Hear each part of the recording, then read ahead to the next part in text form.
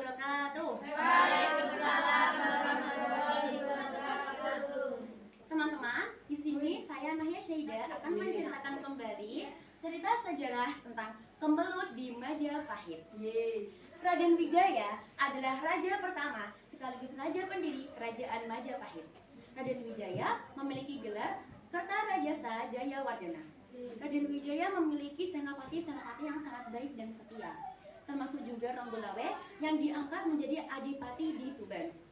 Raden Wijaya menikah dengan semua putri dari mendiang Raja Kertanegara. Hal tersebut dilakukan untuk menghindari dendam. Istri-istrinya yaitu bernama Dyah Trigunan menjadi permaisuri, Dyah Nara Indra Duhita, Dyah Jaya Indra Dewi, dan yang paling disayang yaitu Dyah Gayatri. Saat itu terjadilah persaingan antara para istri Raden Wijaya. Yang paling condong yaitu persaingan antara Dyah Gayatri dengan Dara Petak. Suatu ketika datanglah pasukan yang dulu diutus oleh mendiang Raja Kertanegara. Pasukan tersebut kembali dengan membawa dua putri bersaudara. Putri yang kedua yaitu bernama Dara Petak tadi. Putri tersebut sangatlah cantik.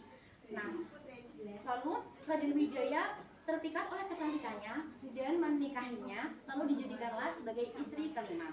Nah, dari sana tadi terjadi persaingan antara para istri.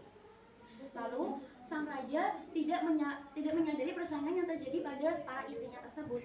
Suatu ketika Ronggolawe mendengar berita pengangkatan Senopati Nambi menjadi Patih Hemangkubumi di Kerajaan Majapahit.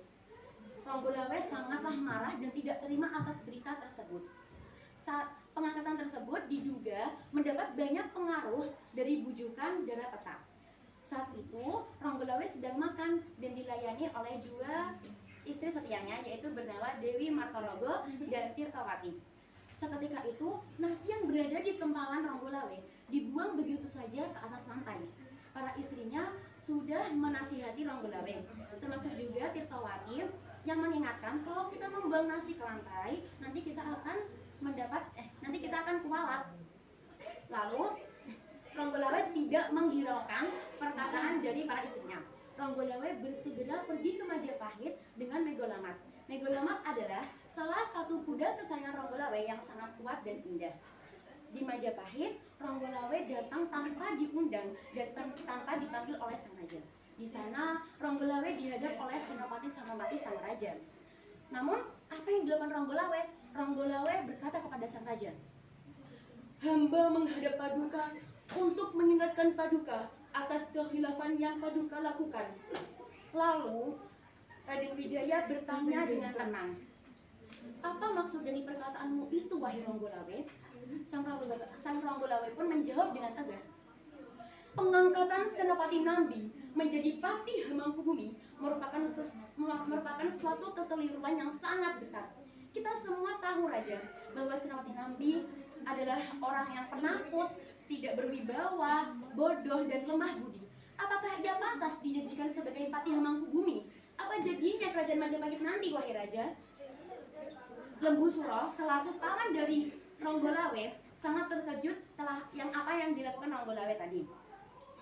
Lalu keputusan sang raja apa? Sang raja malah menyuruh Ronggolawe kembali ke Tuban dan memecat Ronggolawe dari jabatannya. Suatu ketika Raden Wijaya mengetahui rencana pembunuhannya yang dilakukan oleh Dara Petak dan Patih Nambi. Seketika itu raja langsung marah dan menghukum mati Dara Petak serta Patih Nambi. Setelah itu, sang raja meminta maaf kepada Ronggolawe dan akhirnya Ronggolawe diangkat menjadi adipati di Kerajaan Majapahit. Terima kasih. Sekian dari saya. Mohon maaf apabila ada kesalahan. Wassalamualaikum warahmatullahi wabarakatuh.